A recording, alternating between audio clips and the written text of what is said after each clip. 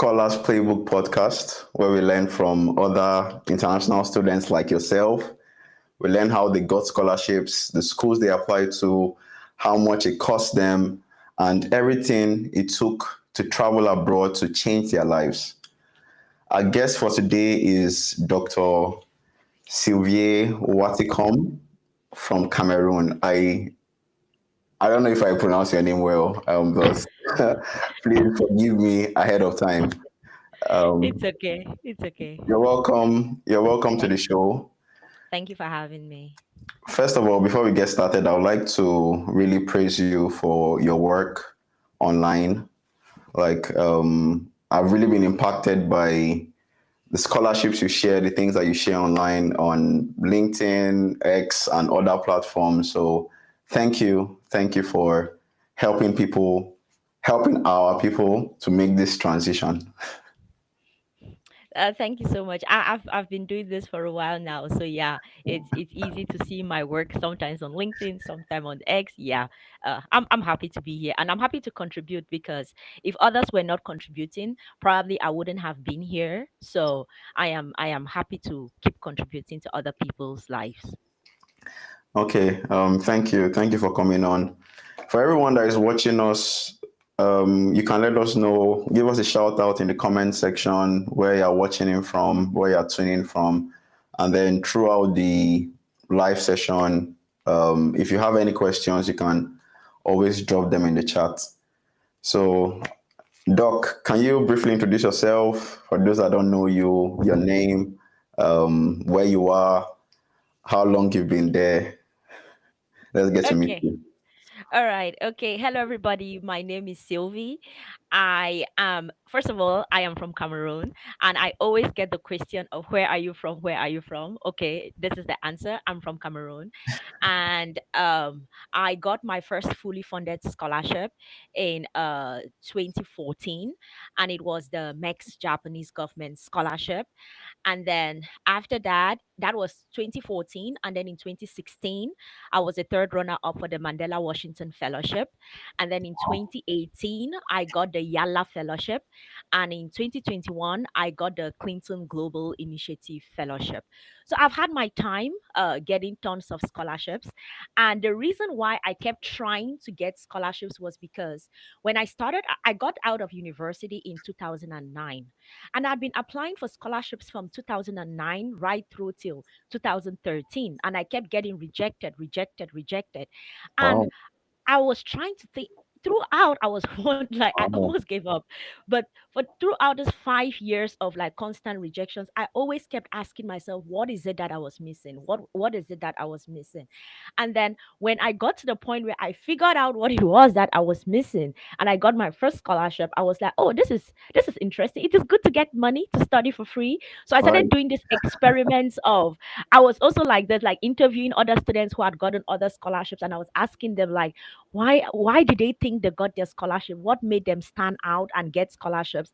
I interviewed tons of people, like scholarship panel, scholarship committee members. I interviewed them, figuring out like what do they look for in an ideal candidate. So I was collecting tons of information from the students, from scholarship committee members, from people who choose people who are going to get scholarships, and I started practically just uh putting that to the test. I was like, okay, I've known this, known this, known this. If I apply it, can I get a scholarship?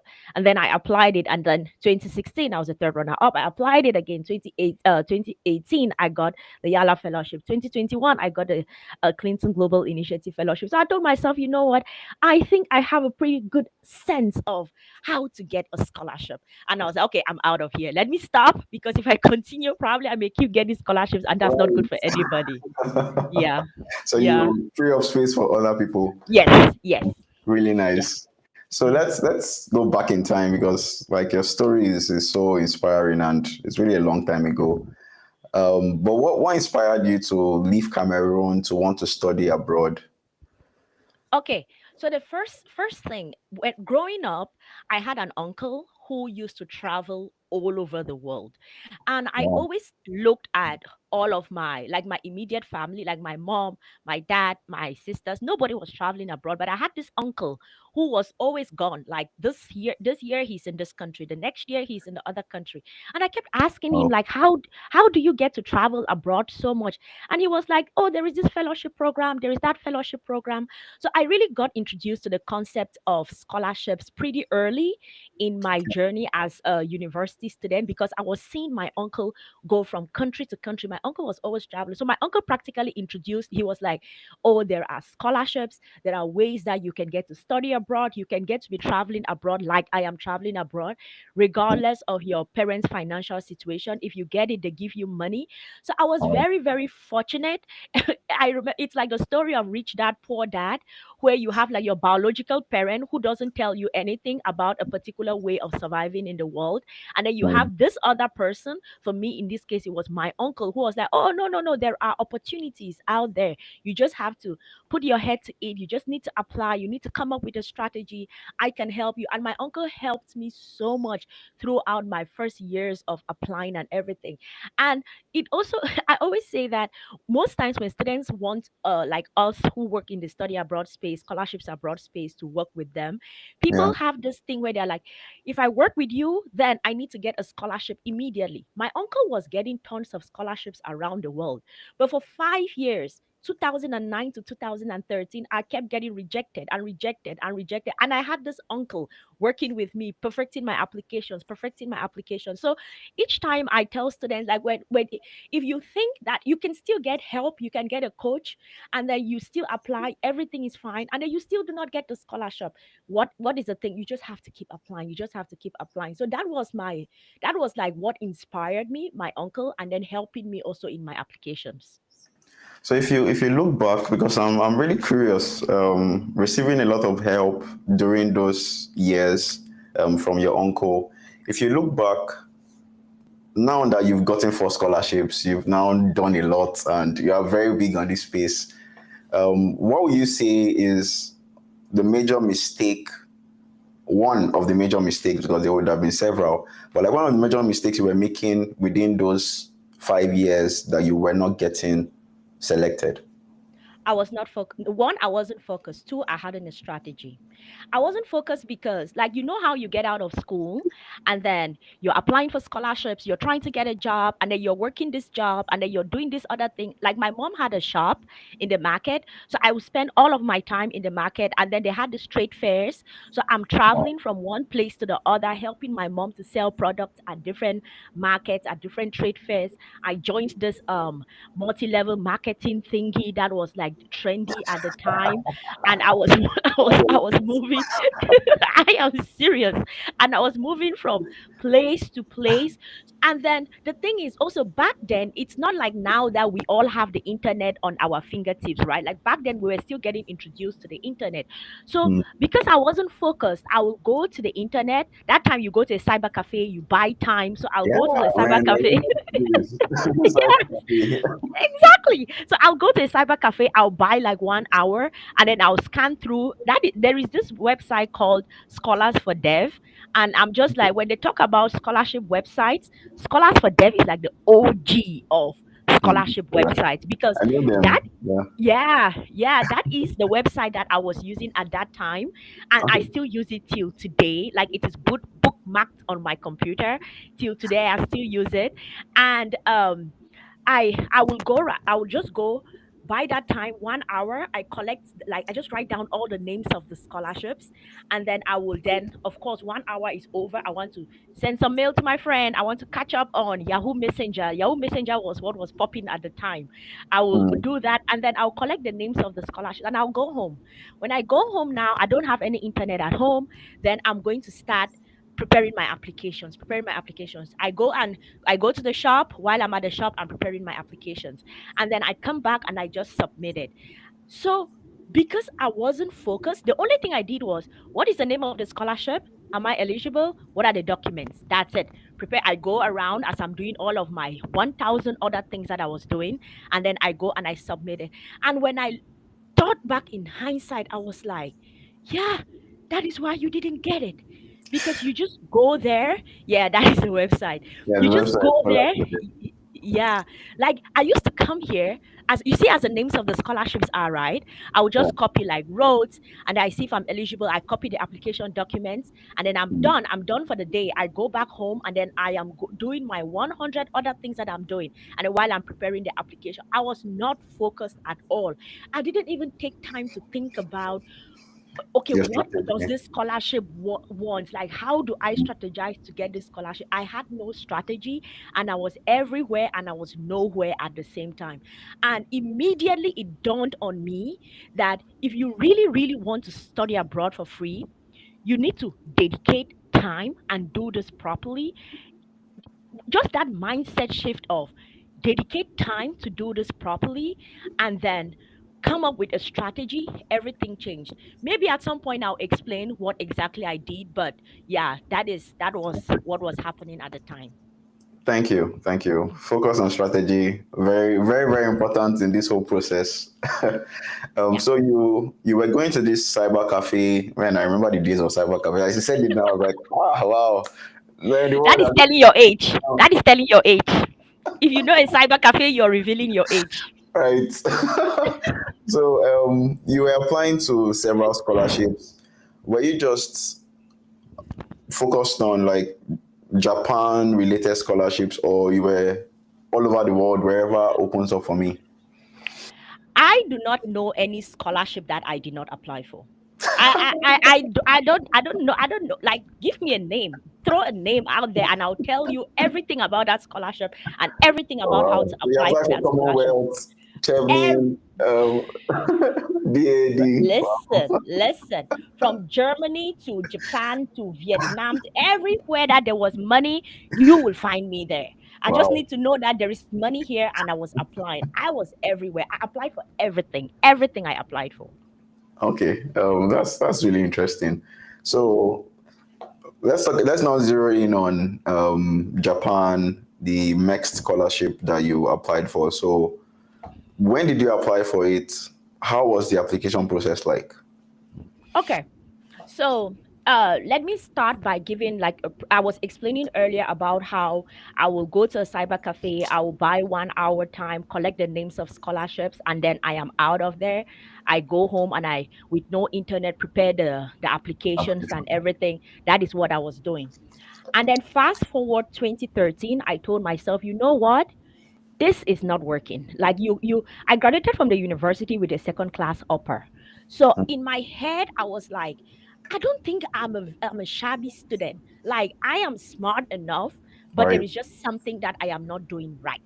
So what I did was, I decided, I told my mom that I was going to stop selling, and I'm going to stop Okay. moving from one place to the other. I stopped doing multi-level marketing, and I decided to get a job at a cyber cafe. Okay. I always think like this is the most brilliant thing I've ever done in my entire life, Wow. because the thing That is, was okay. when I got a job at a cyber, you know how you go to a cyber cafe and then there is somebody selling a ticket to you, and then you buy that ticket for 1 hour. I Yeah. was the person that people were buying that 1 hour tickets from. So when Wow. I got, because the thing is, when I got that job at the cyber cafe, rather than me having to be at the internet, I go and buy 1 hour and then I go home. My Throughout my work day of 8 hours a day, I had access to the internet. I had Nice. access to the Nice. internet, and it was like some That's so whole brilliant. new world open. Honestly, till today, I always say that I think this is the smartest thing I've ever done in my Yeah, life, like that was so because brilliant. Like, wow. yeah, yeah. So all of a sudden, I had 8 hours, 8 hours every Mm, day, 8 hours access to the internet. So mm. each time I went to work, I will open that website, Scholars for Deaf, and I will see the scholarships that were there. And then I started coming up with a scholarship application strategy. So what I will do is, like, I had found the MEXT scholarship, and I noted it down. I had noted like the basic information about the scholarship. I knew that I was eligible. I had met all the criteria for it. Then I was telling myself, okay, fine, now you found a scholarship, you need to come up with a strategy. The Yeah. first thing that I did was, I started, back then there were like these forums. It's like Reddit. Like, it's Okay. like Reddit, where you go and people are having conversations about particular scholarships. So they had these tons of forums for the MEX scholarship. You had forums for students that were struggling to apply. You had forums for those that had already gotten the scholarship and had were already in Japan. I joined all of those forums. And when I joined those forums, I was not one of those people who joined the forum and is just reading and consuming information. No, no, no. I first of all started by reading all of the past things. And then Okay, I was good. like, okay, so this is what they are looking for. This is what they are looking for. Like who is the ideal person they are searching for this scholarship. I made like a note of everything. And then I went to the forum that for people who had gotten the scholarship.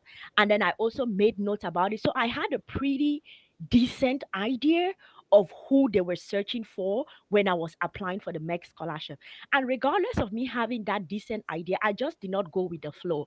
In those forums, when I had answered my one question, I Mm, go to the forum and I'm like, this is my answer. Can someone give me like a feedback? Like, what do they think about this? And I did that back to back till I was ready to submit my application. My application for MEXT was like the 10th version of so many wow. revisions that I had done. But I was doing all of this because I had access to the internet and I had the time. Like I was at work. I was at work. They were paying me for the work that I was doing. But at the same time, I was doing my own work on the side because I knew that I wanted to get the scholarship. So I came up with a perfect strategy. I had like a feedback system that was coming back to me. I modified. And then the first step to apply, you have to like submit your documents at the embassy. That is the first step. And then after that, you have to Okay. go through like the English exams because at the end of the day, you have an English and a Japanese exam. But the thing with the English and the Japanese exam, the thing with the Japanese exam is that they are not expecting you to perform very well at the Japanese exam because they know that all of us we do not speak any Japanese. We have Yeah. never been to Japan, so they are not expecting you to perform at the Japanese exam. But at the English exam, that is where the exam is. It is because with the MEX scholarship, they do not ask for IELTS, they do not ask for TOEFL. So what they do is you write an exam that is like IELTS, like TOEFL at the embassy. And it is Okay. like 60 questions, 60 minutes, may the best person win. And then you have all of these people supervising. So now it is like goal. You say you can speak English, show us how good Sure. you can speak the English. So Mm, I was ready. I was in those forums. I knew exactly what was going on. I was prepared to the T. I wrote my test, everything submitted, result came out. I made it to the next stage. And then I knew that they had to like next was interviews. okay. I prepared for the interviews, went to the interviews, did very well, and the rest is history. That was 10 years ago. That was 10 years Congratulations. ago. Congratulations. Yeah. The Yeah. working at the cyber cafe, that was really, really brilliant. Is the equivalent of getting your phone today and subscribing to a data plan or something. Exactly. And that is why I always say like you have to find a way. Know your situation and Mm, then you find a way. Like it's really like if someone is giving me excuses about applying for scholarships and right. study abroad in this day and age, I'm just like, bruh, do you know what we had to go through? Exactly. Like Like you are good. it You was are really good. tough back then. Yeah, like you have to find a way. Like right now I have like a scholarships database, and the reason why I created this scholarships database was really based off of my own story, right? As I told you, I got access to the internet, and when I was working at that cyber cafe, what that did for me, like prior to this, right, in this whole 5 years of Mm, me going to the cyber cafe for 1 hour, going back and but when once I had access to the internet where I knew like okay there is this scholarship and I could do some research about the scholarship. I was like it changed everything for me. It opened up a whole new world for me. So that was why I created like I have a scholarships database because to me it's like if you have that source where you mm. can just say this is the scholarship, what is the information about it? This is the scholarship, what is the information? Then you can just sort out, okay, I'm eligible for this. Now you go straight into strategy. Who are they looking for? How can I be that ideal person they are looking for? So it's like for me, it is inspired by my story. I wish I had a database when I Okay. was applying. I probably wouldn't have been getting rejection letters for 5 years straight before, but yeah, that is my story. Okay. We would still talk more about the products you have, like the database, the things that you've compiled to really help people, and how people Mhm, can like go deeper mhm, in you getting to help them to make that transition. to get scholarship that you've gotten and all that. So, um, talking about MEXT, it's interesting that you have to submit your documents to the embassy and then you write an exam there. Do you have an idea of what the acceptance rate is like? Like out of how many people that apply, like how many people they select? Next is extremely, extremely selective, but I'm going to explain. I'm going to explain a little bit more about what students miss with MEXT scholarship. There is MEXT Embassy recommended, and there is MEXT University recommended, right? Okay. MEXT Embassy recommended is extremely selective because this is like the flagship program of the Japanese government.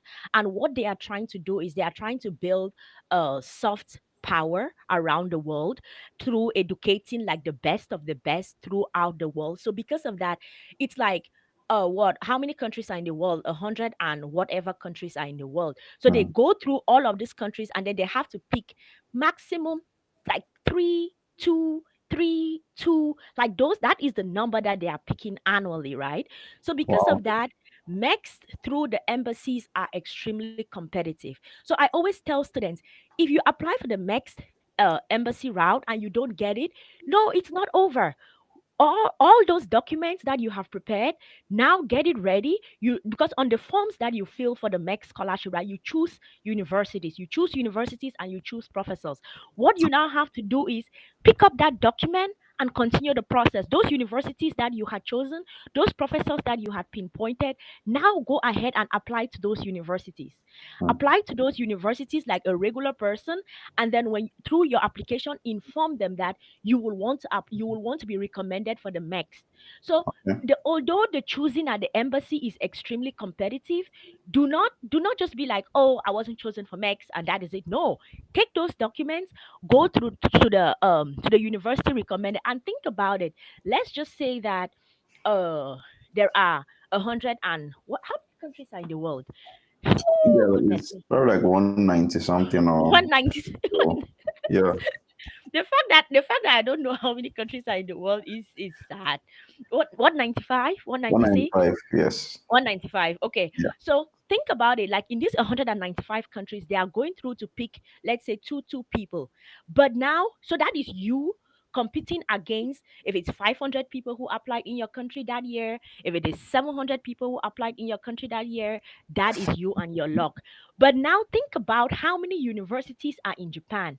So it is like you are applying to this central place where the competition is extremely high, and then of course your chances of getting chosen are very low. Yeah. Think about now, you take those documents and then you go to universities. Think about how many universities are in Japan, the tons of university, and then think about the tons of options that you Mm. have through these various universities. You just take those documents, sort through those list of universities, apply to them, and then indicate to them that I actually want to be recommended for the MEX scholarship. So to me, if you don't get chosen for the MEX recommended, like through the embassies, that is not an issue to stress about. Just continue the process. Just Okay. continue. You just started. Just continue the process. For the school applications, um, first of all, is it all schools that have that option of I want to be recommended for next when you're applying? And then do they collect application fees? Yes. Okay. Two questions. The first one, most public universities in Japan are partners with the with the Japanese government. So if you Okay. apply to a private university, the chances that they are not going to be able to recommend you for MEX is very high. So Okay. number one, apply for public universities. That is like the rule of thumb. Then the second thing are their Also application applies fees. here in the US too.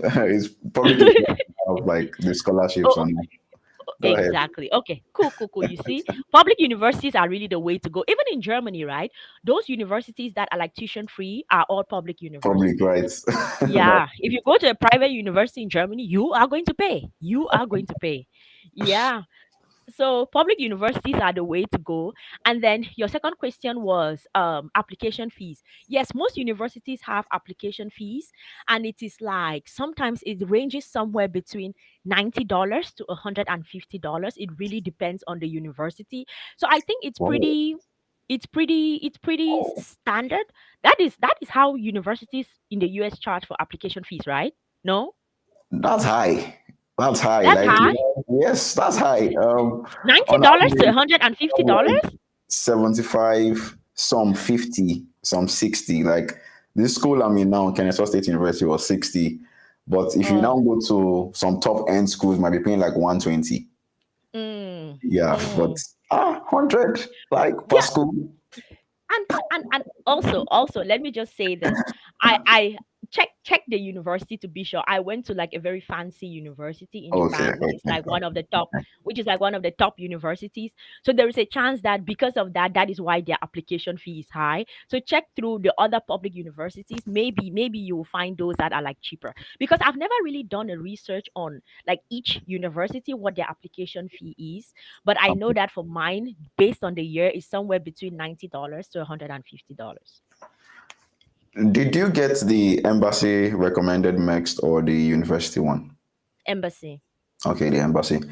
So after being approved by the embassy, do you still have to apply to a university? Yes, yes. The I always say that the thing with the MEX scholarship is you secure the money first, and then when you're sure that there is money, then you're like, okay, what university? Not necessarily what university, because it's universities that you had filled up, right? But the thing is that once you have gotten that, you secured that money first, then now the process to get into a university is just now logistics. It's just logistics. Like you have to now then reach out to some like the professors that you had written. Mex will even help you in case you are lost. Like as long as the fight is really the fight to be chosen from the embassy. Once you're chosen there, everything else is just like politics and you're good to go.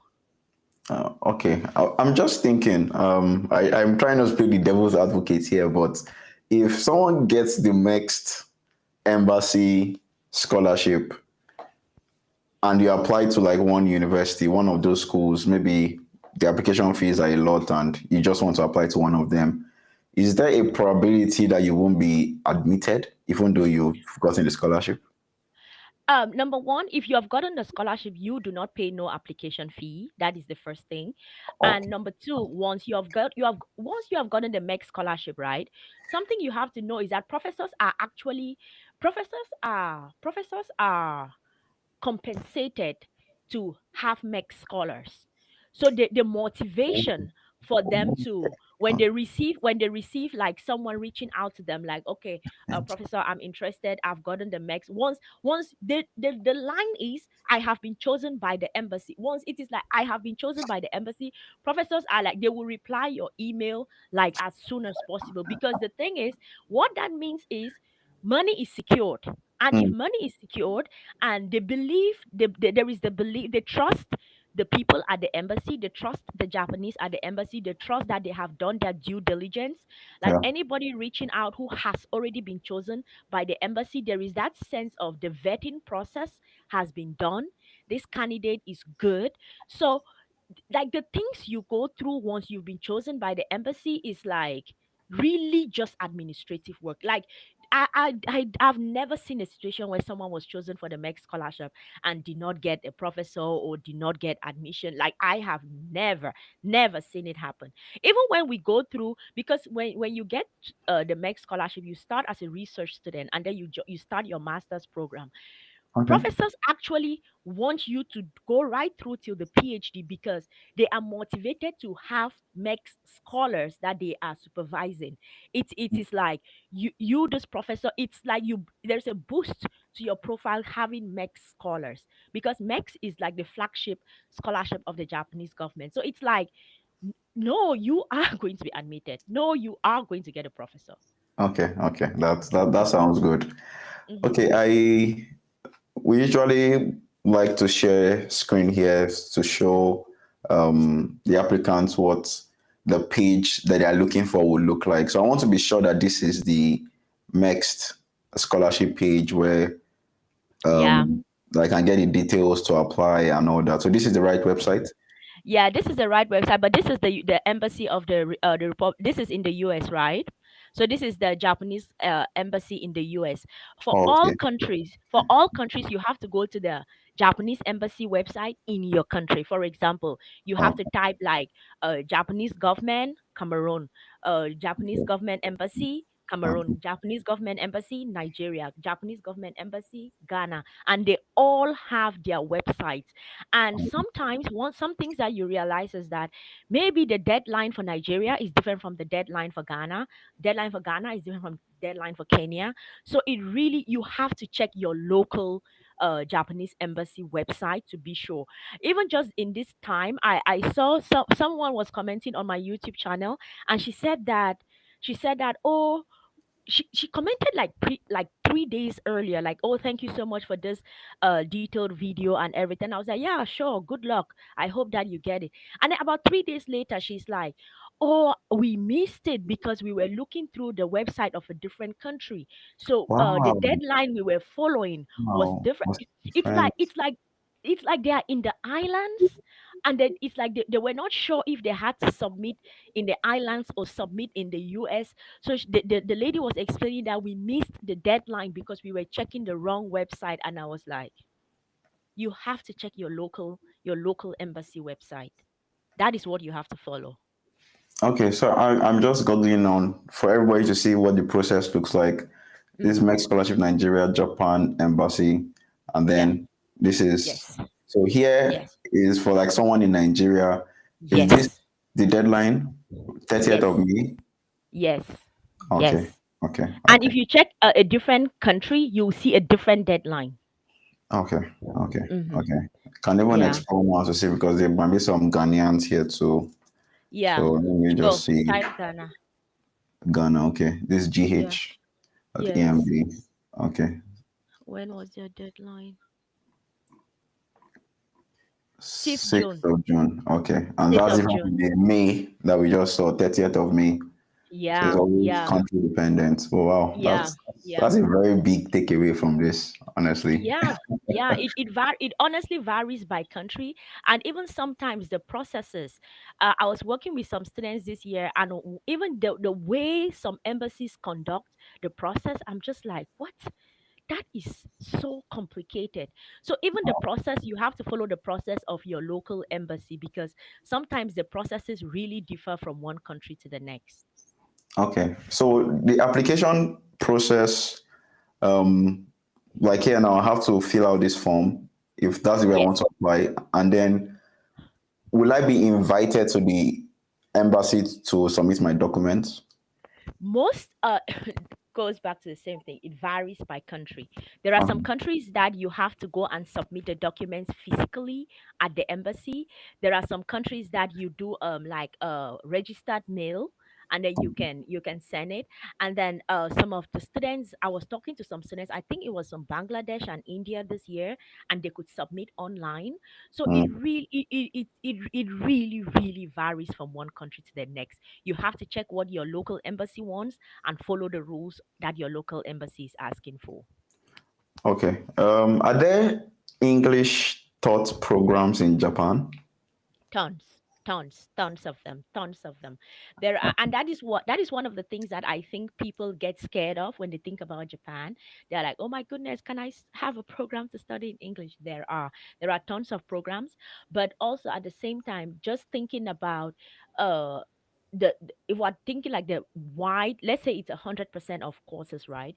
So probably give and take, you can find like maybe 30 to 40% you can find like Yeah. courses in English. But at the same time, it is like, unless you're not thinking about Japan long term, when you're studying, if one of the things about studying in a foreign country where the culture is different, where the language is different, is it is good to make an effort to learn the local language. It is good to make an effort to get bilingual, and because in terms, even when you get out of school, you have so much more opportunities if you can speak the language. So, and then that's why I feel like those who come to Japan as bachelor students, they struggle the most, But once they get out of school, they get the most opportunities because you have a ton of bachelor programs that are the number of bachelor programs that are in English are very limited compared to the Okay. number of masters and PhD programs that are in English. So because of that, most foreign bachelor students have to study the Japanese language, and it is hard for them while they are in school, but because they go through that rigorous process of studying the language, once they get out of school, all of them are, all the ones that I know, they have these fancy jobs in these fancy companies and they are making so much money. And then all of those who came for masters and PhD and did not study the language, they are all teaching English. They are all teaching English. So I'm teaching English. Interesting. yeah, so choose So choose your death. Choose your pain. Choose your pain. Do you want to pain now or pain later on? Just choose which one you want. the MEXT, this MEXT scholarship, do they fund bachelor's, master's, PhD, or just graduate level? Bachelor's, master's, PhD. Wow. Oh, that's generous. Yeah, yeah, That's really yeah. generous. And all fully funded. Wow. It's So it's let's a talk lot of about that money. fully funded. What does it cover? Everything. Anything that you think you need money for when you have to live abroad, they cover everything. Like the flight is covered. Like when once you get the Wow. scholarship, is once you get the scholarship, it's like they ask you like, okay, can you submit your passport? You go, you give them your passport. They tell you, okay, you'll come back after a week and get it. You've gone, they've signed your visa, they've paid for your flight. They give you your passport with your signed visa, with the Wow. stamps, and then they hand you your ticket, and Wow. then all you have to do is you and your family, you show up at the airport, and then you get on the plane. You have no idea how much it costs to pay a flight ticket from your country to wherever you're going to, and then you arrive Japan. Someone is standing at the airport with a huge tag of your name. The Wow. person picks you up, drives you in a limousine bus, takes you to Wow. your university. You're arriving at your university. There's someone else with a huge tag of your name. And then the person takes you from the limousine bus, takes you to your university, to your dormitory, tells you this is your room. This is where you'll be living. This is everything. Pack your things, come to campus tomorrow, and then sign. By the end of the month, you will start getting your monthly stipend. That's soft. That's Listen, from start to I finish. Like, I have no idea about the struggles people go through to travel abroad. That is not my wow. story. I do Wow. not know what that life is about. Like, oh, people have Oh, to people have to pay money? No, I this do not one, know that I'm really life. jealous at this point. Like the things that like we have to go through to come to the US, and this is wow. It is really soft. This presidential treatment here. I swear. And even this idea of you apply for something and then they reject your visa, and I'm like, Hmm. okay. Wow. I don't know what that life is like. I don't know what Oh, that so life is no visa like. interview. You just submit No. your passports, pick the. Yeah. Oh, nice, Yeah. Yeah. nice. So I don't even know what they do at the visa interview. I don't even know what happens there. That is how spoiled I am. I swear. um so let's zero in on this MEXT scholarship now, because there are a couple of people who they just heard what you said now and they are blown away. They want to come to Japan. They They should want to come. apply for this MEXT. They should So come. what would you say made your application to stand out? Because this is like 1% acceptance rate and you were chosen. So give us the secrets. um I I think that it really it really boils down, because the thing is, aside from me getting the MEX scholarship, right, I've worked with so many students over the years who have gotten a scholarship. I actually received one of the students that I work with. She is at I have to meet her. She's like at Tokyo University of Foreign Studies. she Okay. came she came last April. One just sent me a message, and she was like, I've been taking at grips, like I'm joining grips with the MEX scholarship. And I was so excited for her because Grips is like a very, very high-end institution. Now she's from Okay. Ghana, and I was like, Wow. amazing. And then the other kid who came, she's from Namibia.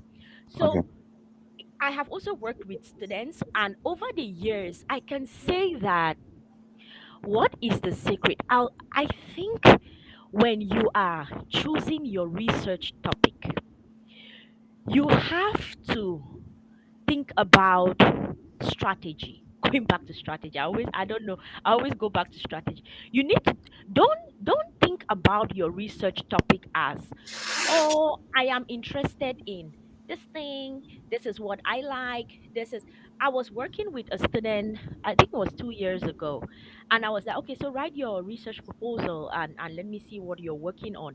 And this kid says he wrote a research proposal about um what is it?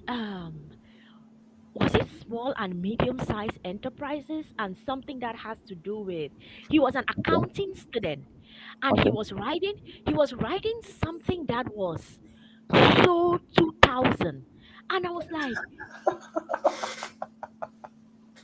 in my head I was like, you like the world is headed in one direction, All right. and then here you are proposing a research topic which sounds like 1988.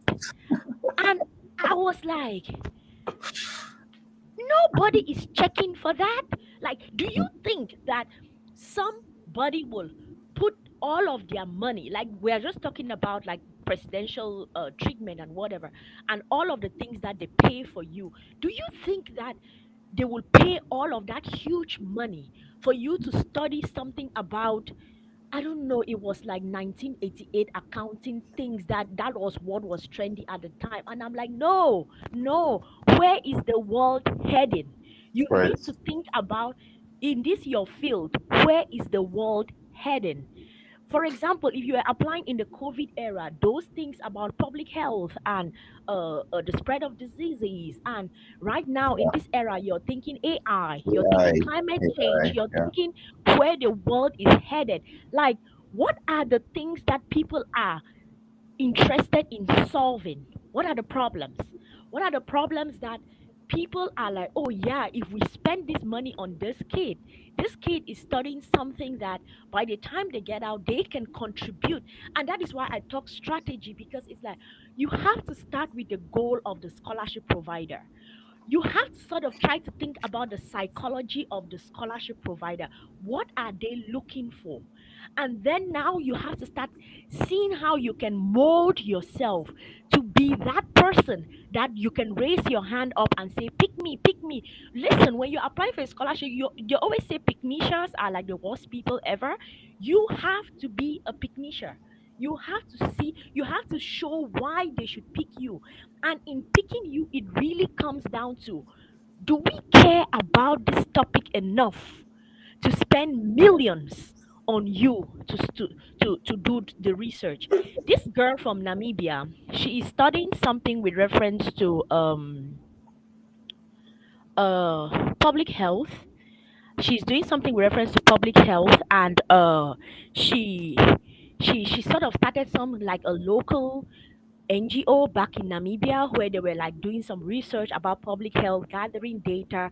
So there is, I think step one is, how are you meeting up with the times of the things that the world is trying to solve in your field? That is step one. And then also step two, you as a candidate, what kind of a profile do you have? Like, I give an example of that kid from Namibia. She started this little NGO where they are like doing some research with reference to public health in her country. They are putting together research. So just think about that profile. Think about this profile of this 20 something year old who has an NGO, who has been working in public health, studied public health, now is seeking for a scholarship to go study in Japan because she wants to go and expand her NGO. Thank you. A strong profile. Just put yourself in the place of that scholarship, the person who is picking people for the scholarship. Don't you look at that candidate and be like, wow, wow, okay, Mm. we are going to choose this candidate. Compare that to somebody who wants to study accounting in the 1988, and that person is presenting to you some topic about small and medium sized enterprises, and you're looking at yourself like, yo, what are we doing? Like, are you kidding me? So there is also, so I think step one is, are you, what, how how much are you structuring your research to show that it's what the world cares about? And then secondly is you as a character. Are you this person who has gotten out of school, you've buried your head in the sand, and you're on LinkedIn every day commenting under people's posts, and you have not built your profile? What is it about you that makes you stand out? Can what how can we vouch for you? All What right. do you what are you bringing to the plate that when someone looks at it, the person will be like, whoa, wow, okay. They will find it as a loss not to pick you for the program. But now when you're coming with a very bland CV. I graduated from this year, and then I went to this school, and then I went to this school, and then I went to this one. And someone just looks at your CV, and the person is like, no, we do not want. Like, you have to get out there, do things, volunteer, get into community Exactly. service, build Exactly. something, tutor people, be a leader in one thing or the other, volunteer Yeah. in different organizations, be out there, left, do this thing. There is this conference, you go attend. There is this seminar, you go attend. You put people together, you try to solve problems in your community. That is how we are able to pick a leader from a crowd of people. If we cannot see what is it about you that makes you different and how much you are contributing to your society, why should we give you the scholarship? Why should we spend all of this money on you? So you also, as an applicant, you also have to ask yourself, if I was the person, I just told you about that kid from Namibia, right? She Yeah. started an NGO, putting together research, going to this even when you as just an objective person, when you look through that profile, you are like, wow. So you also ask yourself as an applicant, when I look through my CV, do I say wow? Or do I just be like, I have no You idea shake what your I'm head. doing? That's Yeah. So be objective, be your first critic. exactly, exactly. I really just want to reiterate the points because it might have flown over some people's heads, but the whole scholarship, getting a scholarship does not start from your application. Like that you are applying and you want to do things to improve the application at that time. No, say the person that I spoke about that had an NGO. You don't have an NGO in the application form. It's things that you do that you've done. You volunteered. You've done things. You attended conferences. So you have to really put yourself out there. And several of these things don't cost money. It's just you being intentional about it. Like, I want to attend a conference in my field. What are the conferences that are available? Since COVID, a lot of conferences and things have gone virtual. So you can find some of these things online, attend them, put them on your CV like you've attended this. And there are infinite, a lot of ways really to build your profile.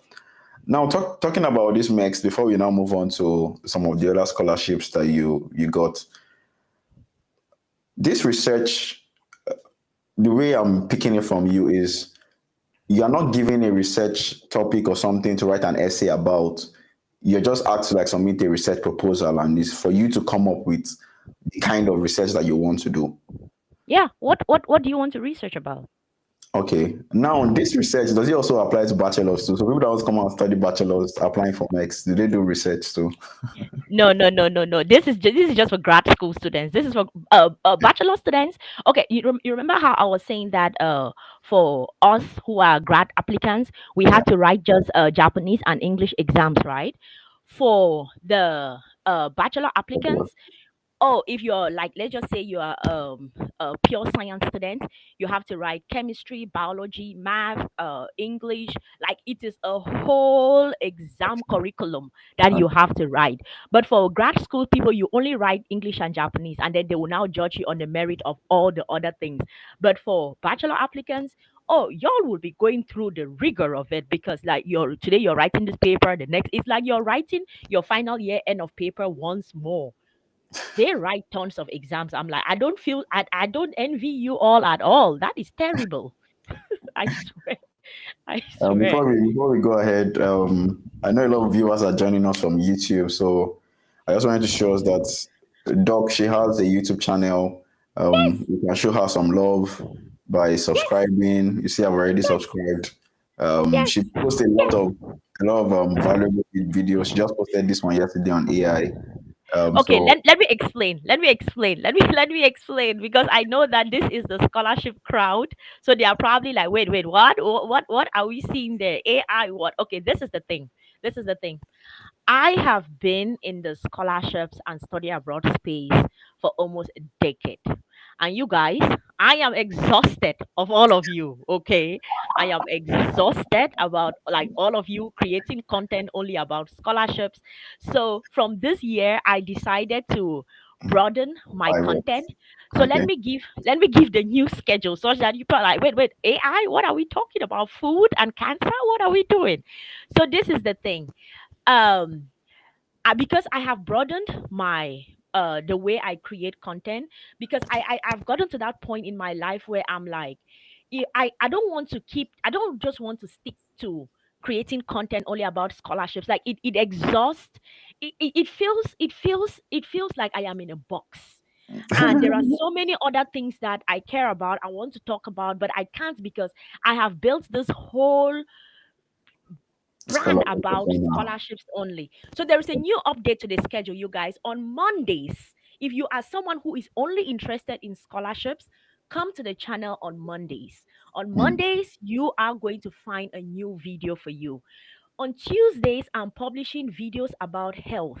I am this human being. I feel like I've gotten to the point in my life where I'm really interested in learning about health, investing in my health. How do we get healthier? So on Tuesdays, I publish content about health. And right now, I'm reading a book called Eat to Beat Disease.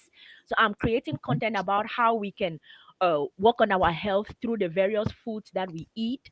So there is health on Tuesdays. Yeah. On Wednesdays, I create content about wealth, stacking your money up. How do we get Right. your money up? What are we doing in terms of getting our money right? And right now, I'm reading The Millionaire Fast Lane by Oh, MJ that's a good DeMarco. book. It's an Yeah. amazing book. So Very I'm good. reading it and creating content about it. And then on Thursdays, I create content about relationships, like just us as social beings. Like, what is your relationship first with yourself, and then your relationship with the people around you? So on Thursdays, and then on Fridays, I create content about AI. So if you are only interested in, because the thing is, you guys, AI is here. Don't be that person. I don't want to be that person who was in 2024 writing a research proposal about 1988 stuff. AI is here. It is here to stay. It's not going anywhere. We either get on in the train or we get left behind. So on Fridays, I create content about AI. So if you're interested in any of those things, you will find it. But if you only want scholarship information, Mondays. Come to the channel on Mondays. You'll find it. Wow, that's a lot of work happening every weekday. Like you're Listen, showing up listen, consistently. listen. I do not have a life. I do not have a life. Whew, whew. Um, I was um, late today because of all of the 1,000 things that I have to do. anyway, so everyone that's our channel, let's show her some love. Yes, Back to please. next. Go show some love to that channel. Back to next. There are some questions that are dropping in. All right, Can cool. people Let's go. move with their families? Can it's like someone travel with their families? Number one, short answer, yes. Second answer, you guys, what scholarship have you ever seen in this world that people got and could not move with their family? Because I have never seen it. Have you seen some? Oh, US. The game is different here. It's tough. Tell me, It's talk to tough to me, move, educate me. especially if you're coming from like somewhere like Nigeria or Ghana, where the denial visa denial rates are high.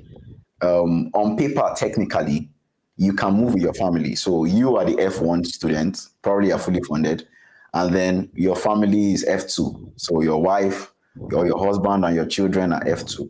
But if you go for a visa interview, all of you saying that you want to get visa to travel to US, like it feels like an automatic denial. Like, No, but even in Japan, right? Even I don't know what people think that because even in Japan and for the number one, the answer is yes, you can move with your family, but the scholar goes first alone. The scholar okay, goes first. The scholar settles down. The scholar gets like the regular paperwork that has to be done. The scholar then informs their university, like, okay, I have a family, I would like to bring my family over. Then the scholar starts preparing the application documents and all of the paperwork for the family to join in. It's not like, okay, I got a scholarship and then all of a sudden I'm marching to the Oh, embassy with my husband and my six children. Even I am the people at the embassy. I'm like, wait, what are we doing here? You came with the whole clan? Like, no, like, what are we doing? The scholar takes a scholarship. The scholar goes first. The scholar settles in, prepares, gets a house. Because you as a you are not yet in that country. You have to go. You right. have to do your own paperwork first. Get through your paperwork. Get through everything that is necessary, and then you now start processing the documents for your family, for your children, and for your spouse. Like, that is how it works. All my classmates that had families, all of them came here. Some of some of them left. They did not go back to their countries. They went. So many of them. I don't know why that is the case. So many of them come and then they leave and go to Australia.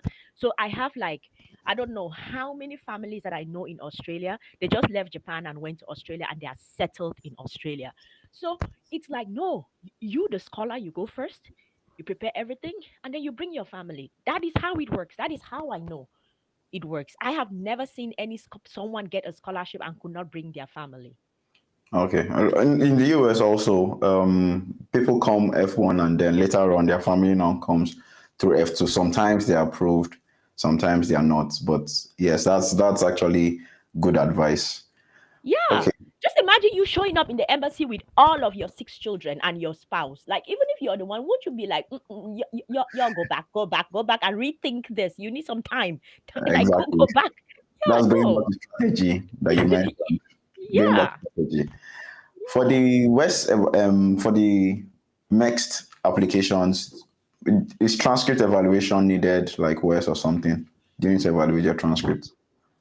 I don't think so. You know what? You know what? I have been in this study abroad space and scholarships abroad space for such a long time. I still do not know what this West evaluation is for.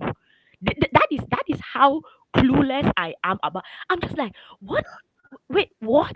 It feels like something that you do when you want to process documents to go to Canada, because they have this processes that they go to Canada where they are trying to sort of evaluate uh how does your score, the score from your country, how does it match against the other thing.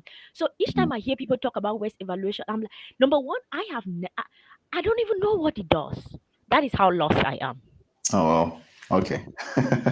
That's fine. For Yeah. everyone watching us, please drop your questions in the chat. Yes. When we are done, we would go through the questions and Doc would educate us I will based try on my our best. I wealth, will try my best. our wealth of I will. experience and all. Okay, let's get into some of the other scholarships that you had. Like the Mandela one came next. Yeah. So what's that scholarship about? Like I've not heard of it Um, before.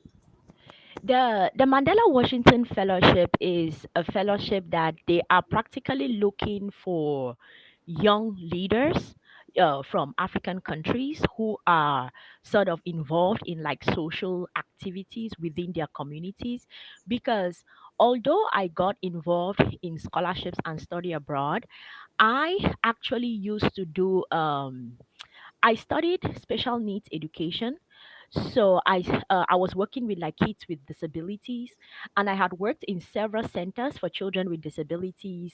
I had worked on so many programs for children with disabilities.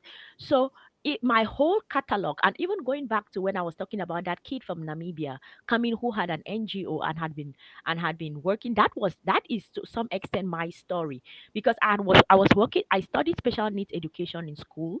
I left school and then I was working with like tons of NGOs.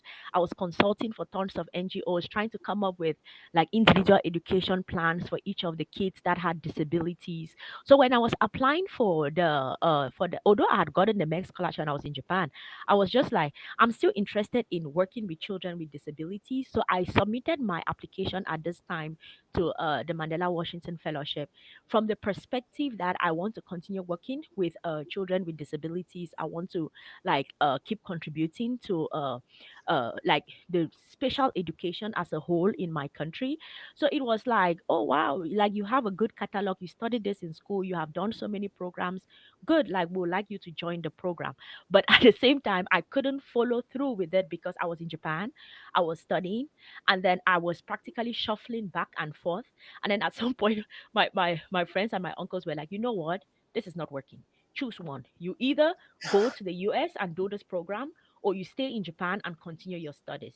So because I was shuffling back and forth too much, they were just like, you're going to try to do everything and then you're not going to get any at the end. Mm, mm. So I had to drop this one such that I could like continue my studies. Okay. Okay. So this is for people that are involved in like social initiatives, and Yeah. it's something that opens up every year. Yeah, you need to be contributing.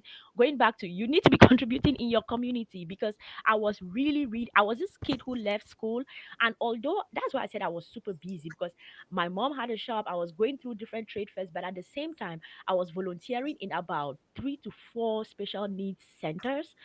Today I'm at this center, the next day I'm at this center, I'm creating a program, I'm working with the kids, I'm going back to do like curriculum development. And I was my days were practically one day at one disability center, the next day the other school, at the other school, the next day this other school, and I was shuffling back and forth trying to help all of this. I was working with parents, I was working with administrative staff, I was Mm. volunteering, and I was doing tons of work like with children with disabilities. And that's a lot. That's a Yeah, lot that you've done. yeah, yeah. Okay. For everyone, this is the Mandela Washington's Fellowship Yes. page. How long does it last, though? Like when you get it, how long is the program? I think it's like 6 months. Okay. I think it's like, because the reason why I do not have the specifics of this is because I had to drop out of this. I had to drop out of this since I was doing too much. And then it was like you're shuffling back and forth. So I'm not very sure. I think it's like, but it's a short term program. So I think it is like maybe 6 months, 6 to 8 Okay. months. I'm not very sure. Yeah. Okay. Let's talk about the next one that you got. Initially planned to just talk about MEX today, but we have to learn everything we can from you today. So the third Okay. one Let's you got read. was the Yala Fellowship. Mm-hmm. Okay. So what's it about? Okay. I listen, there is a story to all of these scholarships that I got. So this is the thing. The Yala Fellowship is a fellowship that is focused on citizen journalists. And if you are Okay. someone that is like reporting uh, news about things that are happening like within your local environment, you have practically built like a name for yourself as someone who is working in like a local environment reporting news, then you can apply for the Yala Fellowship and you're going to get it. So this is the thing.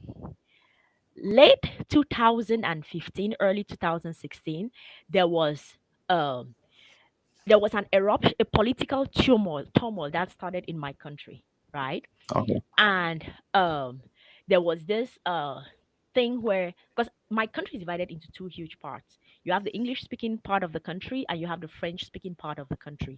So in 2016, the English speaking part of the country starts having issues with the government, and they are burning things. The whole place is a mess.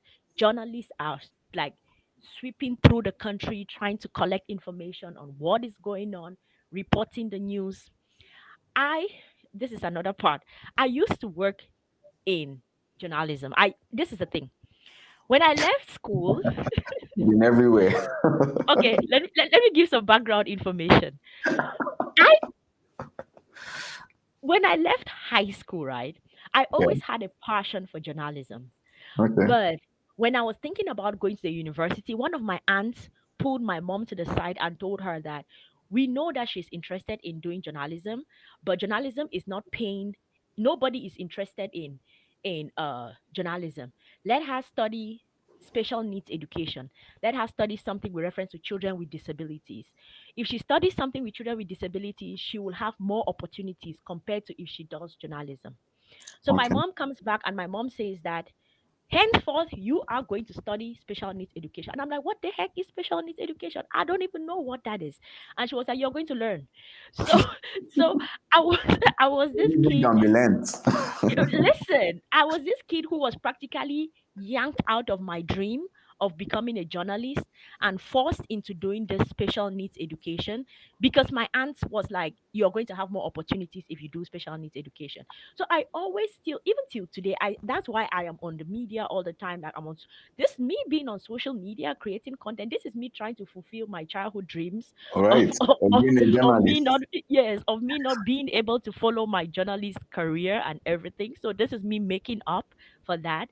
So um as someone who had been who was interested in, like, because I volunteered also, I spent some time working like in radio. So I sort of knew the local journalists that were reporting on the issues. So I used to, because although I left the country, I was still in contact with them, and these were my friends that I worked with them. So I was like, tell me what is going on and everything. And then I created a video about the issues that were going on in the country. And that was the first time I understood what viral means. Wow. That video went crazy. Like, even till now, there are people who are like, yeah, we saw your video talking politics in Cameroon. And I'm just like, please don't tell me you saw the video. Please don't tell me you saw the video. Because it was terrible. It was terrible, I swear. But for some weird reason, that video went extremely viral. And then I used the video to submit to the Yala Fellowship on what I was reporting about what was going on in my country. And it was so easy. They looked through the video, they saw the content of it, they were just like, sure, we're going to give you the scholarship. Okay. So that is how. So I this is this is not advice to anybody, because my way of getting this particular scholarship was so unconventional, and it's one of those things that it can help. Like, it's different. Like, I don't think anyone can get a scholarship using that means. Like, that is not a strategy. That is not a sustainable strategy. What we're talking about with MEXT, and then with that, is a strategy to get a scholarship. This is not a strategy. It was coincidental that I got it. Okay. And coincidental because of the work you were doing. Yeah, Right. true, true, Yeah. So true. Because it still boils down to what we were speaking about earlier of you have to do something. Like yeah, whatever desire, passion that you have, you're here because you want to change the world in some way. So like whether it's a sector, an industry, like you want to do something meaningful. You don't really see yourself being able to do that in your country. So you want to move to a different place where you can get those skills and the opportunities to do that thing that is meaningful. But the thing is, you can start something small where you are. Yeah, you can start something small where you can do a volunteering thing, you can join an organization, you can do something that will show the people that give opportunities that, okay, you can take a bet on me. honestly, if you are a young person and you are not busy out here doing things, volunteering, starting an organization, tutoring kids, getting involved in your community, in your church, like, if you're not busy doing all of those things and you're hoping that opportunities are just going to show up and be like, you look nice, no, it's not going to happen. It really is not going to happen. You need to be out Exactly. here working, doing stuff, getting busy. Like, every day you should go to bed tired. Go Mm, to bed tired because you have been busy putting in the work. The opportunity will meet you halfway putting in the work. The opportunity is not going to meet you when you have not been doing anything. It's not going to happen. And just as you said before, your scholarship application does not start from your application form. That's not where it starts. It starts from what you are doing today, right now. Where are yeah, you? You're here on YouTube watching a video. Really? Do you think you have to be here on YouTube? We are happy to have you here, but once you're done watching this, just get to work. Like, get exactly. busy. Yeah. Exactly. Wait till you're done first. Don't leave now. Yes. Don't leave now. Wait till you are don't done and then don't leave you can now. start. Immediately after this video, go and get busy. Go and get busy. Okay, let's talk about the fourth scholarship that you got, which is the Clinton Global Initiative Fellowship. So, tell us about that one. Okay, so the Clinton Global Initiative Fellowship, is this was the time that I started Am I on the thinking right about like website? CGIU. Scroll up, let me see. Yes, that is a Clinton Foundation because it's from the Clinton Foundation. And Okay. yes, so it's a Clinton Global Initiative Fellowship. And the idea is that they are looking for young people that are doing things that are sort of impacting their community. Like if you're interested in doing something that has some level of a social impact, then CGIU is like the scholarship that you should apply for. It's like the program that you should apply for because it gives you so many opportunities. And when I was applying for CGIU, I was practically just telling them about the work that I had been doing in terms of scholarships, helping students get scholarships, helping curate scholarships, what are interviewing people who have been getting scholarships. So actually, if you are interested, since you've also been in the study abroad and scholarships abroad space, you can apply to CGIU. And Oh, what nice. they are Okay. trying, yeah, you can actually do your, especially because you're in the US, they are going to give you like tons of opportunities to do that because it's really about social impact and the things that you're doing right now to sort of help and contribute to different communities. Some people are working on food banks, some people are working Okay. on scholarships, some people are working on climate issues, like anything that has to do with like social environment. And if you're one of those people who is doing something relating to impact and helping and being like a an important member of the community, then you get the CGIU scholarship. It is very interesting because in our year we had like Kamala Harris as our main speaker. She Oh, was the one wow. who sort of, yeah, she was the one who sort of welcomed like our class into the program. It was her and then Bill Clinton, and then like Chelsea Clinton did like a session of like, okay, this is if you're trying to work and become someone who is impactful to the to your the place where you come from. These are the things that you should do. It was really really an eye-opening experience. And the application for CGIU is really competitive. It is really Okay. competitive, and it is, oh, this is one of those ones that you have to go through the rigor of the whole process. But I think that it's something that you I don't think right now students can apply for it, but since you like you Zubeda, since you do this kind of work, you can rather apply for it because you have a track record of something that you can show of what you have been doing, and then you can sort of explain like, this is my 5 year plan, this is my 10 year plan, this is what I intend to do. Then they will take you for the program.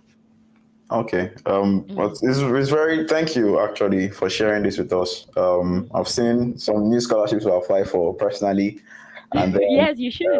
for everyone watching us, like you can have this on your radar, but you remember the points. Like if you see all this other scholarship that is gotten after MEXT, there's that common thread of social initiative, social impact that you've been doing in some way, shape, or form.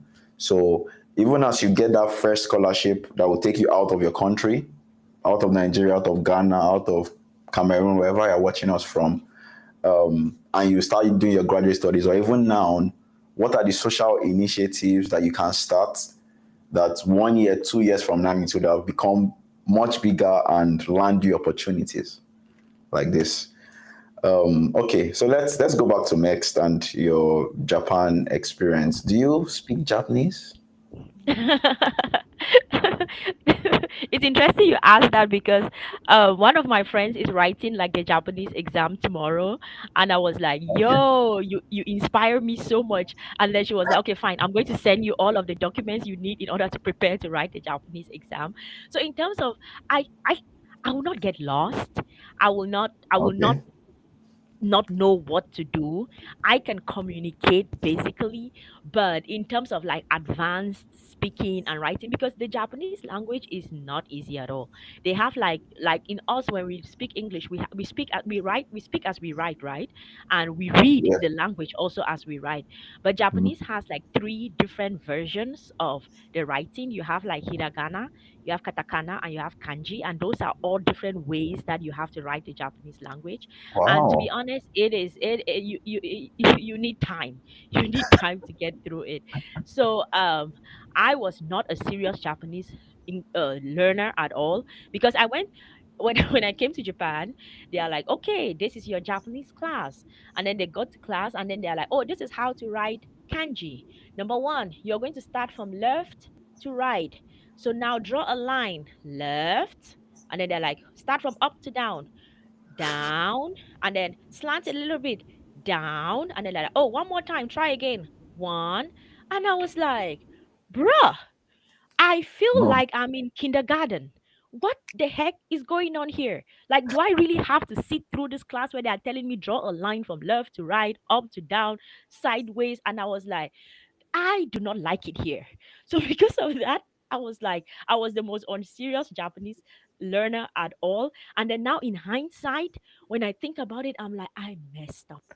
I messed up so much. Like I should have sat in those classes, be patient, learn, grow, get better. But I was so impatient with like the teaching, the way it was being taught, because I was like, if I pick up my phone and I look at it, teach me how to recognize what kanji is this? What does this kanji mean? How do if I put this kanji and this kanji, what word is this? And don't be teaching me how to write. Like when will I ever sit to write? I will probably type. I will type. that's So true. let's look at the computer keyboard. Let's look at the phone keyboard and let's figure out how do you type this word? What does this word mean? So the way they were teaching it, I was just like, I don't like it here. And then now I'm regretting like why I did not take it serious. So don't The, be like me. Don't be like me. If you come, take your Japanese classes seriously. Study. so You will be grateful you did.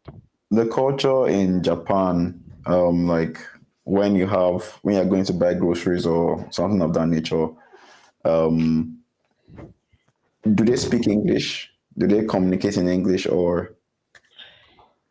It is like 80% everybody is speaking Japanese. Everybody is speaking Japanese. Grocery store, faxing machine, convenience store, everywhere, everyone is speaking Japanese. But the thing is that also, if you attempt to speak it, uh people, if you make an effort and people see that you're making an effort, people try to meet you halfway. People Oh, try to sort of be patient with you a little bit to see that like you're trying and help you out. But at the same time, I feel like in this chat GPT era, you really do not have to struggle. Like I bought some gadgets the other day and I came back home and the gadgets were not working, and because of that, and then I had lost my receipt. So this is like an issue that is like a huge issue. Like you to explain the whole process is like really difficult. So I just set my whole process to chat GPT. I went and I showed them my phone and I'm like, this is my problem. And they read it and they were like, oh yeah, let's solve your problem immediately. So it's like it's not like you're not going to get lost. You will be fine. But at the same time, it is better to learn the language. It is good for you to learn the language. And I think Japan has like an amazing healthcare system. I always say that when it comes to healthcare and taking care of your health, it is not about if, it's about when. Because we all will get sick at some point. And when I yeah, watch the documentaries of people who get sick in the US and people there are practically lots. get bankrupt just Yeah, trying to pay for insulin, and people get bankrupt just trying to pay, like it's like you're one sickness away from being broke. And illness is something that we all if you have your health, God help you, please never get sick. But the thing is like with health, you can never really tell. So for me, choosing to stay in a country where the health system is really really good and then also really really affordable was really important for me. So of course, make a choice based off of the things that you care about and things like that. But for me, living in a country that has like a world class health system, but at the same time, you will not get bankrupt just trying to take care of your health was very important to me. So I'm like, you know what? I'll stay here. I'll learn the language. If I have to chat GPT it, I'll chat GPT my way through it, but I'm not going anywhere. Yeah. nice. Yeah, Japan, they've really done well for themselves in like several areas. I just as you're speaking, I remember that one of my roommates when I started my PhD, Patrick, he's from Ghana originally, but he came in from Japan. So he was staying in Japan for like 10 years before he came to the US. Man, he was complaining. He was complaining. He was like, Japan, the transport system there is top notch. That it was like when life in Japan was so good, he's missing Japan as he's here in the US. I'm like, really? I I So, I think there is a lot to miss. There is a lot to miss, but at the same time, also, if you choose to stay in Japan, there are so many amazing, like even in terms of speed of how things happen in the US, you can start something today and then it takes off like the next 3 minutes in the US. Japan is not that way. It's rather slow. Things are okay, like gradual. one day at a time. So it is one of those things that like you are like, okay, you lose some, you win some, you lose some, you win some. That is it. And then at the end of the day, you make a choice on where you want to stay, where you want to raise your kids, where you want to live with your family based off of those things that matter to you. Okay, so let's go through some of the questions in the chat. And if you have any Okay. questions that are watching us, please drop them in the chat. Sure, sure, sure. Okay, so some people are asking for your email address. No, no, you all should stop it. You all should stop it. I have been in the scholarship and study abroad space for 10, almost a decade. I know what y'all do when y'all say, give me your email address. If you want to talk to me, send me a DM on LinkedIn. Send me a Okay. DM on X. Or you comment under a YouTube video and I'll respond to you. Y'all who are here asking me, because I don't know what your experience is in this study abroad space. When people ask for your email address, doctor, I want a scholarship. And I'm like, me too. Me too. Like, what am I supposed to do for you? What am I supposed to do for you? And like, So she, y'all should stop it. Doc has told us for people asking for email address, send her a Y'all should DM on send LinkedIn me send me a or on DM X, on LinkedIn. and yeah, she responds. I can attest I, to I that. actually I respond. I respond. I may be slow Mm, to respond, but I will respond. yeah, I can attest to that. Okay, so Vili is saying that I can see that there's an age limit from Kenya that someone must have been born before 1991. This is for MEXT scholarship. So these kind of things happen. They are country dependent. That is true. That is very true. One of the things with the MEX scholarship is that the MEX scholarship has an age limit, based off of like for bachelor's or master students, there is an age limit. So yes, you are very correct, really. And that is why I always say that in case you check the embassy route and you realize that the age already disqualifies you, go the university route. Universities are not asking for your age. They are asking for, are you a good suitable person for the program? And if you talk to professors and they are interested in your work, they are interested in your work. They are not asking for your age. So y'all do not, honestly, y'all, just as we said here, the embassy route is really competitive. Getting it is really difficult. So to me, university recommended route is really the way to go, unless you want to use the university recommended route to sort of train your muscle and then get better such that by the time when they don't take you, like, okay, fine, I'm going to the university anyway. You now go to the university and then you do your applications there. So it's okay if the age limit is more. Just go to universities and work your way from there. If you're really interested in moving to Japan, if you really want to study in Japan, if you really want to get the MEX scholarship. Okay, Joseph is saying this is when we're talking about the research need. So it was like my past project alone, which was done in my undergraduate days, is not enough. This is like for talking about the research proposal that is aligned with where the world is going, that kind of thing. So it's just a comment that he made. Okay, all Um, right. Because I see a question mark there, and I'm like, Joseph, that is not a question. That is not a question. You need to learn how to ask questions. So my past project alone, which was done in my undergraduate days, and enough for what? We have been speaking about tons of opportunities here. For what? Learn how to ask better questions. I do this lives on LinkedIn, and I'm like, the quality of your questions will determine the quality of answers you get. Think about it. Just if you want to ask a question, just put yourself together for a bit, think about it for 1 minute, just 1 minute, and then word it properly. Do not rush. We are here. We are not rushing. We are going to answer it. Be patient and write better questions. okay. So this was when we were talking about the Small and medium sized person with enterprise. SME accounting. So Uh-huh. is asking, what if that SME, small and medium sized enterprises, is linked to something like climate change and AI? Oh, that is an amazing, and that is this is a very good comment, and and I always say that that is where the best research topics are found at intersections. The Mm, intersection of majors, the intersection of research areas, and the intersection of things that will make people be like, oh, this is interesting. Because the thing is, if you start looking for, one of my friends younger brother has been taken for the MEXT in Yemen. And okay. what he did, we are now preparing him for like the interviews.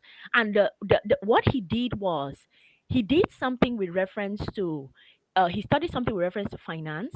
And then we practically shaped his research to include finance and climate change. So it was like climate finance. That was the way we framed his research topic, and he made it through. Now we are waiting for like the final results. So the best researches come from the Intersection. intersections, those intersectionalities that you can find between your topic and then something trendy. And then you find where can you find like where you can meet, and then be like, okay, this is something interesting. That is it. Find those intersections. Okay. Nice. Thank you. Thank you so much. Mhm. Um, all right, let's see some more questions. I didn't ask you about the interview process. How does that work? Like, It's it's brutal. It's brutal. It is it is brutal. Oh my goodness. Because the thing is that in the interview, you have to defend your research area, right? So just okay, think about, you are speaking to this panel of people who are challenging everything that you have written in your research proposal.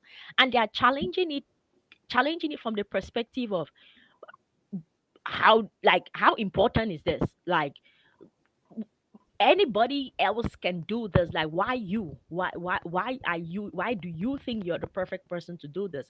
Or why do you think this is important? What do you plan to do with what you have studied?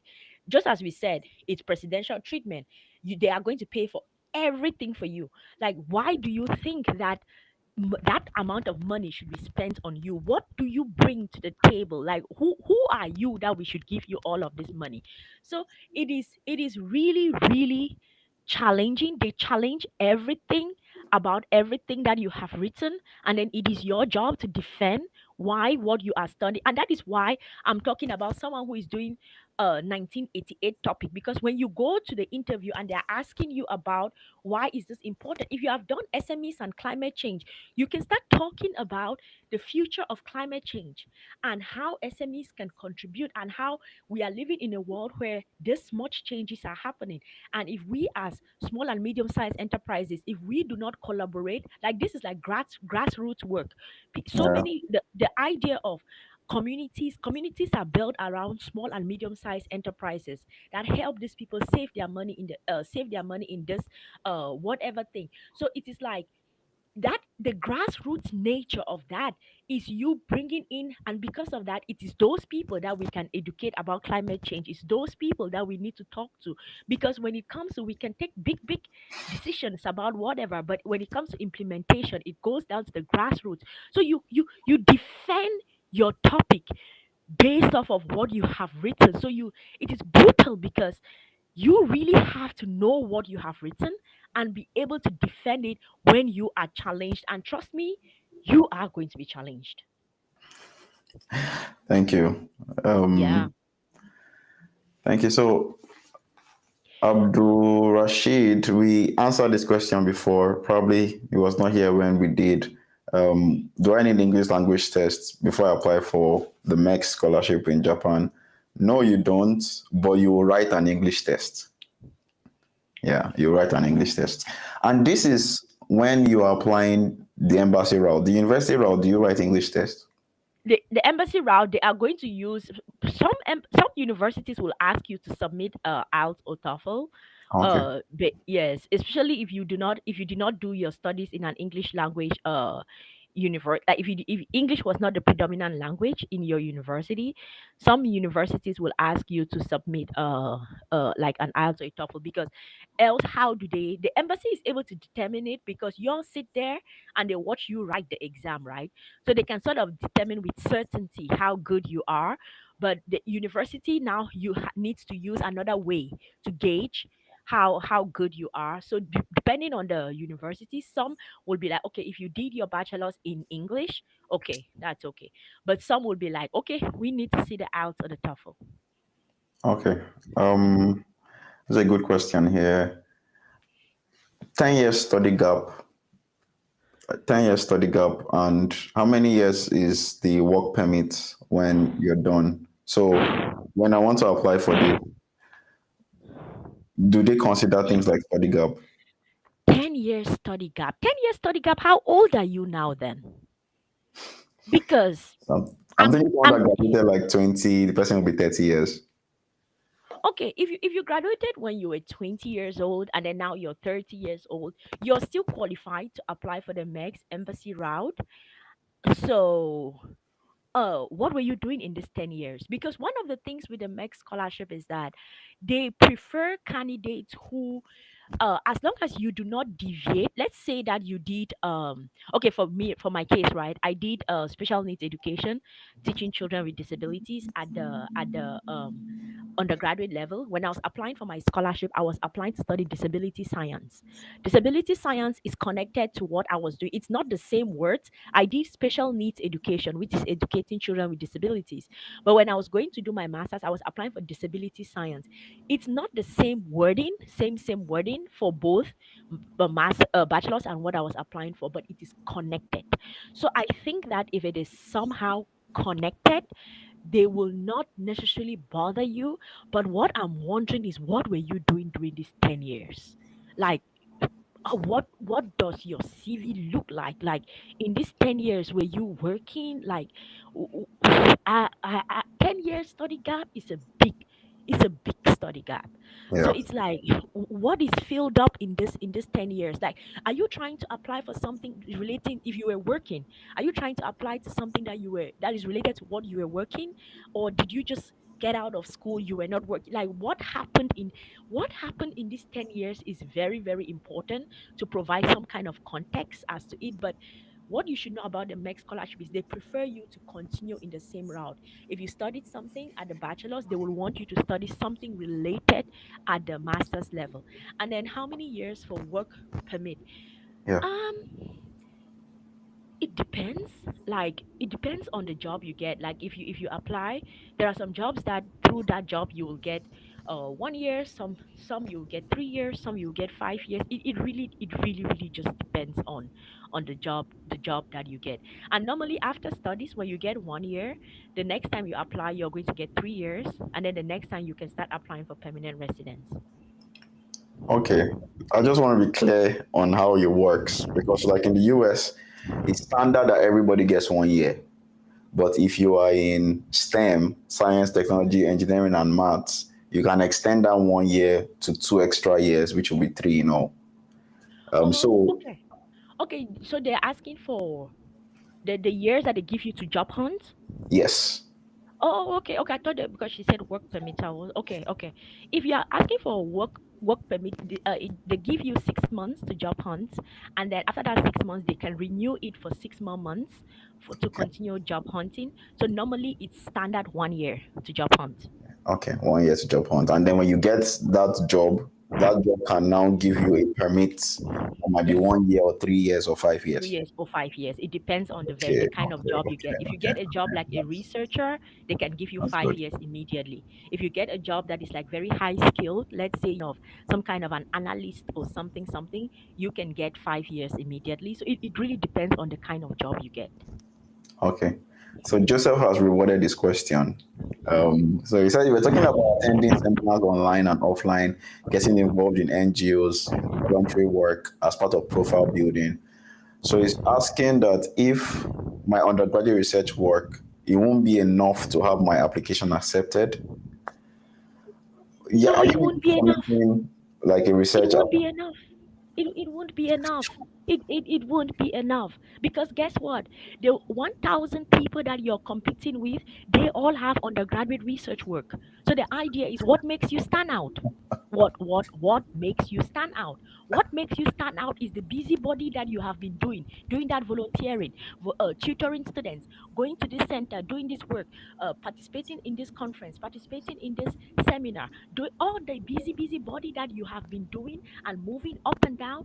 That is what sets you out from the crowd. Have you been registering a business? Have you been working in some social things? Have you started an NGO? That is how you separate yourself from the crowd. If you have been just doing undergraduate research work, everyone who applied did undergraduate research work. So what about you? What makes you different, right? Nothing. Nothing. Um, so I think our final question is the MEXT scholarship awarded as an immigrant or a non-immigrant by the Japanese government? I want to think that is a non-immigrant, since you are given like 1 year to find work or leave. But What is the meaning of immigrant or non-immigrant? I studied, I did migration studies at my PhD level, and I have no idea what is immigrant as non-immigrant. What does that mean? okay, the person rephrased it, so let me ask this way. Is the MEXT scholarship already allowed to settle in Japan? So are you allowed to settle, or you have to go back to your country after studying? Listen, there is no MEX scholar that I know that went back to their country after their studies. No, no, no, no. I lie. Y'all know what? This is the one of the things that African countries do is they don't give their young people hope. Right. When you study in a very international environment, and then you're getting towards the end of your study program, and everyone is like, deuces, I'm going home, I'm going to get a job, I'm going to work in this industry, deuces, and then everyone is leaving, and then you turn and you see some other African friend and they're like, are you going home? They're like, going home to do what? To do what? Going going home to do what? that is that is when you start knowing the difference between countries that give their young people hope versus countries that do not give their young people hope. Because the only thing that that kid who has studied in Japan and is happily returning to their country, the only thing that they have is hope. They hope Right. that they will go, they will find a job, they will be employed, they will do whatever it is they want to do. So they're like, I am out of here. Bye, y'all. It was nice meeting all of you. I'll see y'all on social media. I'm out of here, right? But now, you who is like, when you think about the job environment back in your country, you are like, I don't even want to try. I don't even want to try because I know that I'm not going to get any job. That is the difference. So no, they allow, if you want to stay here, good. If you want to move to some other country, good. The main thing is just get a job. Once you get a job, they give you this 1 year to job hunt. You do your job hunting, you get a job. The job can give you either 3 years visa, 5 years visa. They do not require you to move, to go back to your country at all. But with that said, I'll say that all of my classmates from Rwanda went back home. So Oh, let us wow. let us let us give props. Let us give respect where respect is due. All my Okay. classmates from Rwanda, Rwanda. Okay. Rwanda went back home, and I remember growing up watching the genocide in Rwanda and looking at, oh my God, those people are suffering. But guess what? Guess where Rwanda is today? They gave their young people hope. That is why all of them are back to Rwanda. And all of us are here loitering in Tokyo, not knowing what to do with our lives. Because it's like Wow. sad, um, sad. it's been a wonderful time. Very wonderful time. Learned a lot Yeah, today. yeah. This was fun. Any final advice for anyone watching us? They've heard your story, they've been inspired, they want to be like Doctor. What do you have to If tell you them? it, listen, okay, this is what I'll leave you all with. When I left university in 2009 and I was applying for scholarships for 5 years, I was getting rejections. Like, it is different when you get rejections for 1 year. Like, okay, 1 year you're getting rejections. Okay, cool. I'll keep trying. I'll keep trying. It takes a different level of patience, of grit, of persistence, of trying. to keep applying.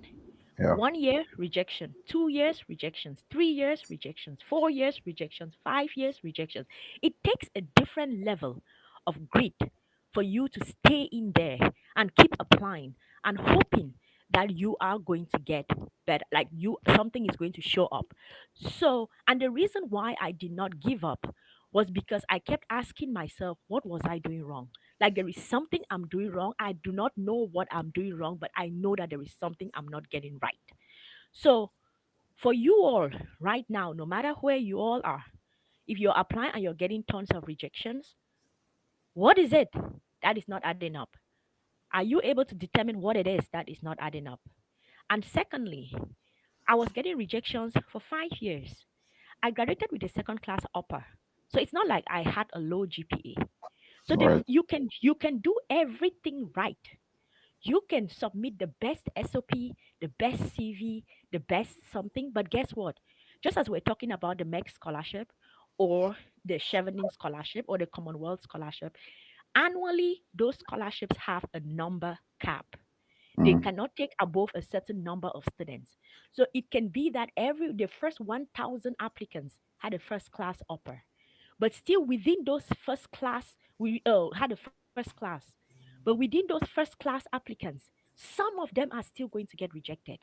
And so Yeah. what that tells you is that because of the number cap that scholarships have, sometimes you do not get a scholarship, not because your SOP was a problem, not because your transcript was a problem, not because anything was a problem, but just because scholarships have a number cap. So if you sort of apply and then you are like, oh, I wasn't taken this time, then you apply next time, I wasn't taken, deuces, I'm out of here.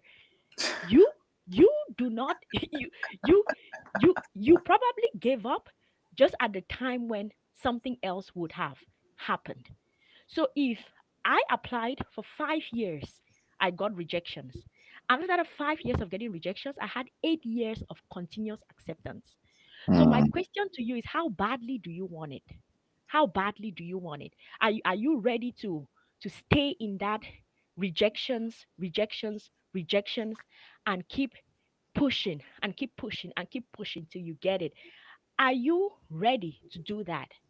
And then the other thing that I would tell you all also is that, remember, just as the person who was asking about 10 years gap and then age, and then talking about the age eligibility criteria, as each day passes by, you are getting older.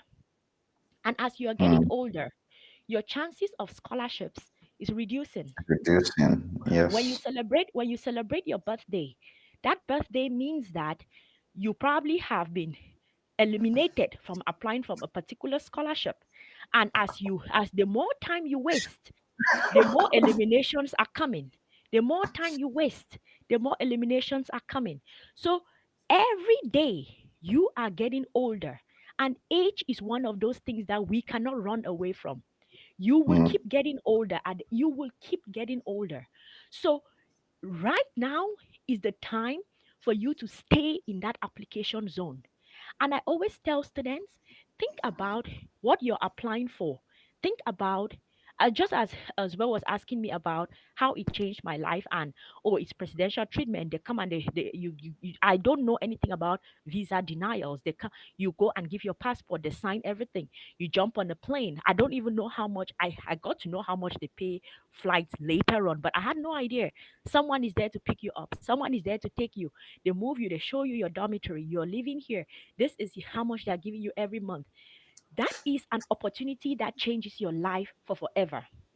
Mm. And if you think about it, that opportunity does not change only your life, it changes the life of your family members. What are you willing to sacrifice to be able to have an opportunity of a lifetime? And I always also say that, think about the lives of athletes. When athletes are training for a particular race or they're training for a marathon, some of them start training 2 years earlier. Some of them get a coach, and some of them move to different, especially those that are athletes. Some people move to Kenya to be running on those hilly mountains every morning, just in order for them to train. And what are they training for? They are training for the opportunity of a lifetime. Yeah. A scholarship is an opportunity of a lifetime. If people are willing to move countries to go stay in some place that they had never been before because they want to be waking up every day at 5 a.m. and training, what are you doing for your training? Are you on Instagram every day? Are you on LinkedIn every day? And then you're hoping that you're going to get an opportunity of a lifetime. Because just as that athlete is going, when that athlete wins the race, it changes their life for forever. It is the same thing when you get a scholarship, it changes your life for forever. So, my question to you is, how are you training? Are you this athlete who is today you're there, the next day you're there, the next day you're there, then you're like, oh Lord, I got another rejection letter. Really? Of course you got another rejection letter. What were you expecting? You thought that you were going to be having fun left and right, and then all of a sudden they just hand it over to you. It does not happen that way. So Right. how are you training as an athlete?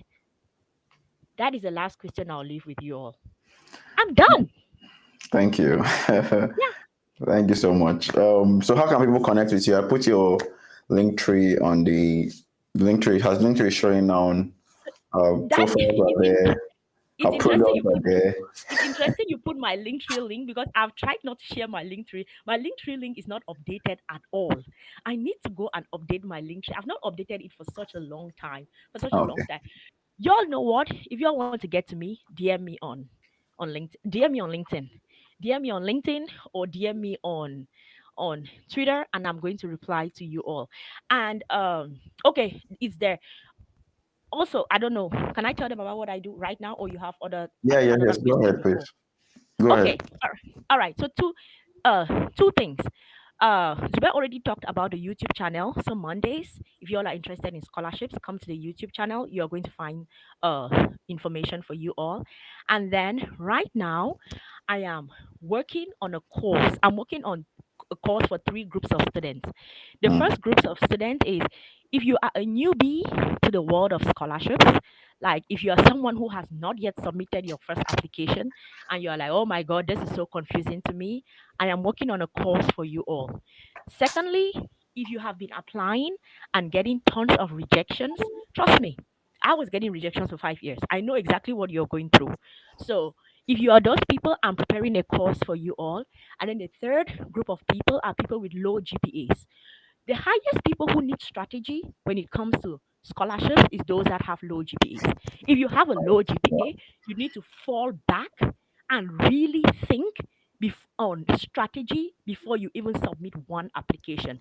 So I'm preparing a course for all of you, and today is July. It's July 6th in Fifth. Tokyo. Okay, it's Oh, fifth. it's It's fifth sixth. in the US. Okay, yeah. Okay, okay, it's 6th in Tokyo, and right up till July 14th, the course you can pre-order the course right now. If you pre-order the course, you get 50% off. So everyone who pre-orders the course right now is going to get 50% off right up till July 14th. The discount ends on July 14th because that is the day I launch the course, and then it all goes back up to 100%. But if you pre-order the course, you get 50% off. So y'all go and pre-order the course if you fall in those categories. Newbies, those who have been getting rejections, and those that have low GPA. And all I teach in the course is strategy. Strategy. Number one, you have to understand yourself. If you do not know your strengths, your weaknesses, you are not even going to know how to sell yourself to a scholarship provider. You also have to understand a scholarship. You have to understand how to diagnose a scholarship. How do you break it apart? What are the parts of it? You have to understand all of those things. Then you now sit back and think, what is the application strategy? And that is what I teach in the course. So Thank you. y'all go. I really appreciate whenever scholars that have walked the path, walked the journey, release courses, like package information, because it really makes the process easier for other people. Instead of you wasting 5 years that you went through with the rejections and all of that, you can shrink the time. I I honestly wish someone helped. Like so I wish someone taught. My uncle was there, but at the same time, it was just I wish.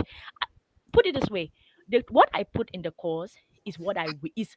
This is like 10 years of learning experience. How do you make it? What are the most important points? This is 10 years of practically trial error, learning as I go.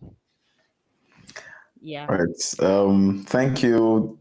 So if you want to reach out to Dr. Yes, Sylvie, there this it is is. on LinkedIn. You Yes, can there, send there. her a message, and Yes, then this is our X, yes, Twitter. yes. Yes, and then you can send I her a like, message. She's this I is like, I like LinkedIn more. Twitter, I have no idea okay. what people do on Twitter. Twitter people Okay. annoy me. Ugh, Oh Twitter. yeah, the Twitter is just for. Well, you're a journalist. You should enjoy Twitter. That's where the Do you news know? breaks.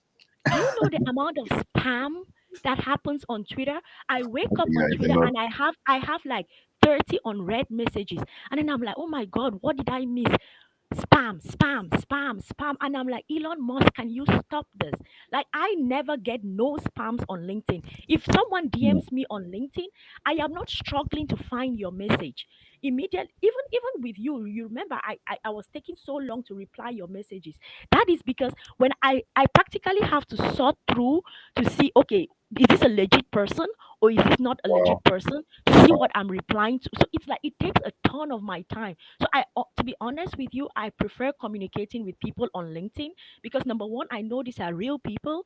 Nobody is trying to sell me a course on Bitcoin and cryptocurrency, and I'm just like, no, you all go away. So because of that, over time, I have gotten really, really frustrated with Twitter.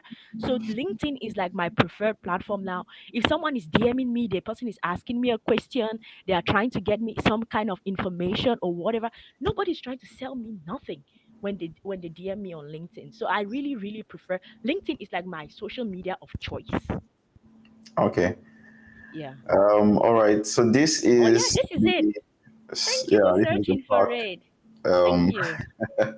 this is the scholarship starter pack. I'm going to put the link in the chat so that if you want to get on board, you've never applied before for scholarships. Let me pull the link. You've never applied before for scholarships, you have a low GPA, or you keep getting rejected. Um, she has more experience than me. I've just been in the game for um, I started this journey. I got interested 2016, and so I now 2016. started the application process like 2017. Yes, Mm-hmm. but I started teaching it like 3 years ago, Okay. 2022. What So, what was your first scholarship? oh, it's been great assistantships coming to the Oh, okay. US. You So, you got graduate assistantships. yeah, to come to the With US. So, I've with gotten four of them, two oh, for that's masters and amazing. then two for PhD. With graduate assistantships, did you have to pay some money upfront to move to the States, or like did they cover everything? Okay, for the masters was how I moved. And so they don't pay for flight or visa. You cover that yourself. But Ooh. I still had some deficits, like about Uh-huh. $8,000 living expenses that I needed to show in a bank statement. Yeah, but they covered Oh. tuition and some part of my expenses. But that was for Uh-huh. Uh-huh. masters. But for my PhD, like everything is covered. Okay, so the struggle is that first move from your country to wherever. Yes, If you're applying for graduate assistantships, you may need to put up some money first. yes, because Ah. if you're if you have a deficit, it's not fully funded. It could cover your tuition, but then you have a deficit. You have to show a bank statement that has that money. Mm-hmm, mm-hmm, Then mm-hmm. you have to cover your visa, service fee, flight. Uh-huh. Uh-huh. Do Yeah, they so give you a stipend? Do they give you a monthly stipend? yes, they do. They give you a Okay, monthly all right. stipend, yeah, in addition to the tuition. Okay, okay, that's good. How about health insurance? You pay for health insurance, and every Oh, student must be on health insurance, so you have to cover that yourself. yeah, that's true because you will get sick at some point. Like it's not a matter of if, it's a matter of when. So for you, like, was the process? Was it like your first application and then you got it, or like was it? Did you have to apply Oh back to no, back? no! I applied to Germany. I applied to Canada. My first set of applications were 2017 against 2018, so they didn't click. I did 2018 against 2019. That was when I got two admissions, one scholarship. Then I went for a visa interview and I was denied. Yes. So I deferred the admission, applied to more schools, went for interview second time. So I deferred from January, which we call spring 2019, Uh-huh. to Uh-huh. August, which is Uh-huh. fall 2019. Oh. Uh-huh. And then went for visa again, July 2019, was denied a second time. So No. that's deferring the admission. That deferring the admission, I lost it because you can only defer once. So that and I lost it. I had to do applications again. And then I got another GA for masters again at a Uh-huh. different school, Bowling Green State University. This is now for fall 2020, August 2020. And that was Uh-huh. COVID. Uh-huh. So I Uh-huh. started online because no physical interview, started online. We're three aside from Nigeria. Three of us, our visas were denied. So that was my third time of getting denied. So I continued online to January 2021. That's spring 2021. Continued my second semester online from Nigeria. So like 10 p.m. to 1 a.m. I'm watching Studying. classes. Uh-huh. I'm in Uh-huh. class Uh-huh. and all Uh-huh. of Uh-huh. that. Yeah. So then I went for my fourth interview, July 26th, my mom's birthday, 2021, and that's when I was approved. Yeah, so that's when I came over Wow. to the US. Why didn't you give up? Why didn't I give up? The truth is, the after the third denial, I gave up.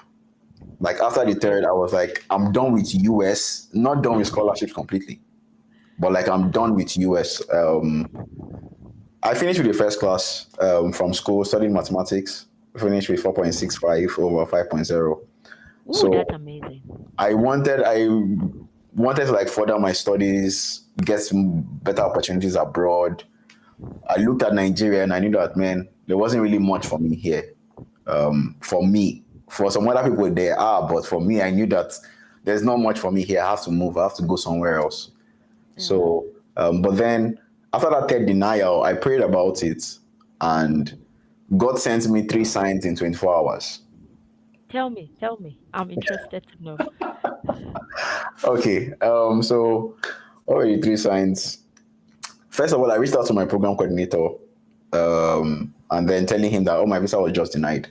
That usually, if you have like better funding, because my scholarship was like $18,000. I think maybe it was 15, and the total cost of attendance was like 29. So my deficit that I needed the bank statement for was 14,000. Mm-hmm, So I mm-hmm, reached out to him that my visa was just denied. That usually, if you have like better funding, you have a higher chance of getting approved. And mm-hmm. then he was like, "Okay, I'm going to increase your funding." So he increased it to 24. So he And this increased is it your to professor in the States. 24. You said? This is your professor in the States. Yes, yes, yes. My professor in the US, yes. In the program I was going to get Whoa. into in applied statistics, yes. So he increased Wow. it. And so my deficit was now 5,000. And I was like, okay, there's hope to still go ahead because this you're almost fully funded. Then reached out to another friend and he was like, oh, like you're almost fully funded. Why don't you like go ahead and try again? And then this third one now was now from a stranger. So I was driving a Honda Accord at that time in Nigeria and I just painted the car. So drove into the car wash to wash the car, and then an elderly man who lives in London, but he was in Nigeria at the time, had the same car with me, but the gold color. And he was just ahead of me. So as I drove in, he was like, who is this person that's intimidating us with this car? Like he was trying to like tease. So I got down, started laughing. Elderly man, oh, like he was probably in like his 50s. And we got talking, and then he was like, I told him my story because anybody that was talking to me at that time, it was all scholarships. I needed to travel out. So you have to hear. If you want to talk to me, I must tell you my story. So then told him, and he was like, that he has a sister that works in the embassy, that was going to connect me with her. And I was Wow. like, wow, okay. I went back home, Wow. reflected over everything, and I was like, Maybe, Okay. maybe, Okay. maybe this is the one. We die here. I have to give like US, no matter how long it takes, I'm going to go. Like this opposition will not stop me. And the next time I was approved. So to get the story of that elderly man, I don't know if he said that he has a sister that works in the US embassy because later on, when he connected me with her, it was the UK embassy she actually works in. So she actually was not helpful to me because it was US I was going to, yes. But at that time, that was what I wanted to hear. That was what I needed to hear. So whether he told me I have a sister that works in the US embassy or UK embassy, I don't know. Well, I was just motivated to go. You heard US embassy. Exactly. Yeah, so that was how I came, finished my masters, and when applying for PhD, got two fully funded offers. Then I picked one of them, and that's what I'm doing now. I feel like once you're already there, once the hardest hill to climb is getting from your That country to that transition. first opportunity. Once you're Yes. already there, things are going to shape up. What did it teach you? Like what was the highest lesson that you learned, like for those students applying to the US? Like what do you think they need to know the most? Wow. This was meant to be your interview, and now in mine. But it's interesting. It's interesting. This will be the last one. I would ask. I used to interview scholars, so this is me just like okay, this is the last. I will Okay. not ask again. So what did it teach me? Hmm. Intentionality. Intentionality. Like you've spoken a lot about strategy, and at the heart of it, that's really it. Like we are hopeful people, like Africans, and we just want to pray and just do it. Okay, pray and hope that man it will work out for the best. I believe it will work. I believe this will happen. But for everything, you need strategy. Like for the application, you need strategy. To get the scholarship, you need strategy. To get visa, like US where there's an interview, you need strategy. To even select in your school selection, because you're even thinking long term. Some people are asking questions about family now. If you want to relocate with your family, you need a strategy as to what kind of country are you even going to apply to. How are you going to make that transition for them, like later on in the future? So it really taught me to be intentional about everything because those my early applications, I was just doing like, oh, this is application here. Oh, University of Waterloo, they have application. I just submit application. There were even several applications where I filled wrong things, like selected wrong things on the application forms because I was just, oh, I just want to apply. Let me be done with this, and then we pray for the best and hope for the best. So it really taught me about like intentionality before you make any decision, scholarship and all of that, visa. Find out, do the research. What are these people looking for? Yeah. Now, where am I? And how best can I give them that thing that they're looking for? Because it's almost automatic if you give them what they want. Like Yeah. you will be chosen. So it taught me to take my life seriously. That's just the best way to say it. Yes. And just last thing. Now, how do you help students? Like we're talking earlier about my course and everything. Like, what do you do? Maybe you can share. Like, how do you help students now? Okay. How do I answer that? Several people that are watching or they probably already know. I have a boot camp that I Okay. do. Okay. Yes. Okay. So I recently released a course last year Mhm. that teaches the whole process of coming to the US, like from I Okay. want to study to I have offers now. And how do I select where to go to? So that Okay. whole 14 steps course was like 58 Okay. videos. Mhm. But then I noticed that students really like the whole, not just watching a video, but they can ask you questions and that guidance and all that. So I structured it to a boot camp. Okay. Yeah. Okay. So now what I do is boot camp. Held one in April. The Mhm. next one is coming up next month. Okay. Yeah, because Okay. the US application season is opening next month, Okay. August to like December, January, February, depending on the Okay. school. So So people can next, start signing up now. yes. So people are signing up Okay. now Okay. against that next bootcamp All right. because That's good. That's registration just good. opened this week, Okay. actually. That's So good. that's the major way I help people get scholarships. Then I also coach people that are going for their visa interviews. Oh, Yeah, because okay. I've spoken to some visa officers, and so I've learned like what they're actually looking for. Yeah, Mm. so I coach. Do you help undergrads, like all levels, bachelor's, master's, PhD? For visa interview, all levels, but then for scholarships, it's just grad. Yeah, Okay. just grad All right. students. Cool, For cool, cool. now. Yeah. Okay. All right. Probably because my younger brother keeps yapping to me about going to the US, yapping to me about going to the Okay. US. And I'm like, go to where there is money. And he's like, I want to go to the US. And I'm like, okay, sure, fine. So maybe I'm going to reach out to you about my younger brother. Okay. Okay, that's fine.